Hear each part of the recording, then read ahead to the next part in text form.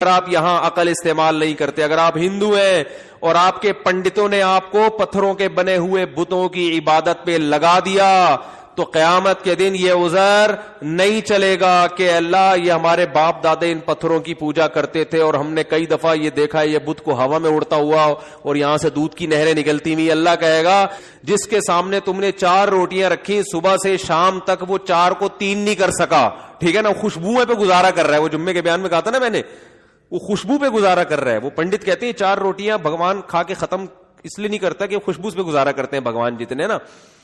یہ بھگوان کیا کرتے ہیں, یہ روٹی کی خوشبوؤں سے لذت حاصل کرتے ہیں. تو عجیب بات ہے, جو عبادت کرنے والا وہ تو پراٹھے کھا رہا ہے 3-3 4-4, بھگوان روٹی کی خوشبو. تو پراٹھے کھانے والا زیادہ طاقتور ہوتا ہے یا خوشبو پہ گزارا کرنے والا؟ تو اس کا مطلب جو عبادت کرنے والا وہ تو زیادہ بڑا فنٹر ہے, وہ تو 4 پراٹھے کھا لیتا ہے. یہ بھگوان کے سامنے صبح سے ایک پلیٹ رکھی ہوئی ہے, ہلنے کا نام نہیں لے رہا.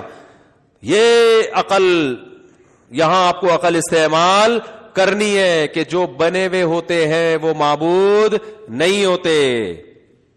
کیا قرآن کا انداز ہے, قرآن سمجھ میں ہی عقل مندوں کے آتا ہے. الہم ارجل یمشون بہا, اللہ فرماتے ہیں کیا ان کی ٹانگیں ہیں جن سے یہ چلتے ہیں؟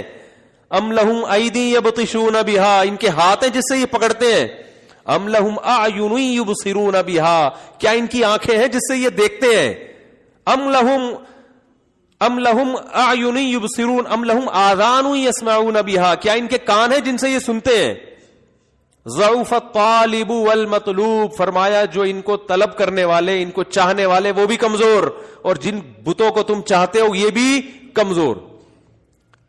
یا ایھا الناس ضرب مثل فاستمعوا له, اے لوگوں ایک مثال بیان کی جاتی ہے, غور سے سنو. کتنی آسان مثال. ان الذین تدعون من دون اللہ عباد امثالکم, یہ تمہاری طرح کی بنی ہوئی مخلوق ہے جن کو تم پوج رہے ہو, تمہارے جیسے ہیں یہ. اور کیا فرمایا کہ ایک جگہ تو سورہ حج میں اللہ نے چیلنج کیا, فرمایا کہ وہ کیا زبردست آیت ہے, میں اکثر پڑھتا ہوں, یا ایھا الناس ضرب مثل فاستمعوا له, غور سے سنو اس مثال کو اے لوگوں. فرمایا کہ لن يخلقوا ذبابا ولو اجتمعوا له, یہ سارے تمہارے جتنے بت ہیں نا ہندوستان کے اور تھائی لینڈ کے اور برما کے, سارے بتوں کی گول میز کانفرنس بلاؤ. جتنے بت ہیں نا 50 والا بھی, 100 والا بھی, اور میڈ ان جاپان والا بھی, ہر طرح کے بتوں کی گول میز کانفرنس بلاؤ. اللہ فرماتے ہیں ان سب کو جمع کر کے کہو ایک مکھی بنا کے دکھاؤ. لن یخلقوا ذبابا, ہرگز ایک مکھی بھی یہ نہیں بنا سکتے. وَإِن يَسْلُبْهُ الذُّبَابُ شَيْئًا, اللہ فرماتے ہیں مکھی بنانا تو دور کی بات, مکھی اس مٹھائی کو لے کے جب اڑتی ہے نا, جو مٹھائی ان کو خوش کرنے کے لیے ان کے سامنے رکھی ہوئی ہے, تو لَن يَسْلُبْهُمُ الذُّبَابُ کیا ہے, وَإِن يَسْلُبْهُمُ الذُّبَابُ شَيْئًا لَا يَسْتَنقِذُوهُ مِنْهُ, مکھی سے وہ مٹھائی کا ٹکڑا نہیں چھڑوا سکتے یہ. تو یہاں عقل استعمال کرنی ہے کہ بھائی یہ بنے ہوئے بت ہیں, یہ خدا نہیں ہو سکتے, یہ ہماری بگڑی نہیں بنا سکتے, ان کو اٹھا کے پھینک دو, کچھ نہیں کر سکتے, یہ کسی کام کے نہیں ہے, ان سے تو ہم اچھے ہیں. ابراہیم علیہ السلام نے کیا تھا نا, وہ سارے بتوں کو ٹنڈا پنڈا کر کے ایک کا ناک کاٹا, ایک کا کانک کاٹ کے نا بڑے والے مسٹنڈے کے گلے میں جا کے کوڑال لٹکا دیا انہوں نے. یہ ان کو سمجھانے کے لیے کہ یار تم تھوڑی سی تو کھوپڑی استعمال کرو. تو جب وہ واپس آئے کہنے لگے کہ من فعل هذا بآلهتنا انه لمن الظالمین, ہمارے خدا کے ساتھ جس نے یہ سلوک کیا. عجیب سی بات ہے. اب بھائی خدا تو لوگوں کو بچاتا ہے, یہ خدا ہی اپنے آپ کو نہیں بچا پا رہا. تو ہمارے خداؤں کے ساتھ جس نے یہ سلوک کیا وہ بڑا ظالم ہے, اس کو لے کر آؤ. تو ابراہیم علیہ السلام سے پوچھا کہ کس نے کیا یہ؟ ابراہیم علیہ السلام نے فرمایا اس نے کیا ہے. توریہ تھا یہ, توریہ مطلب یہ کہ سب کو پتا ہے کہ میں نے ہی کیا ہے, لیکن میں ذرا تمہارے منہ سے اگلوانا چاہ رہا ہوں.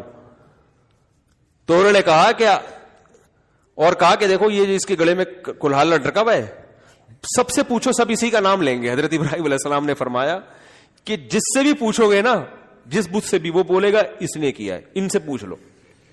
تو کہنے لگے کہ لقد علمت ما هؤلاء ينطقون، اے ابراہیم آپ کو پتہ یہ بول نہیں سکتے. حضرت ابراہیم نے ان کی زبان سے اگلوایا یہ لفظ کہ یہ بول نہیں سکتے. حضرت ابراہیم نے فرمایا اف لکم، تف ہے تمہارے اوپر، جو بول نہیں سکتے، سن نہیں سکتے، اپنے مجرم کا پتہ نہیں بتا سکتے، صبح شام ان کے سامنے بیٹھے رہتے ہو.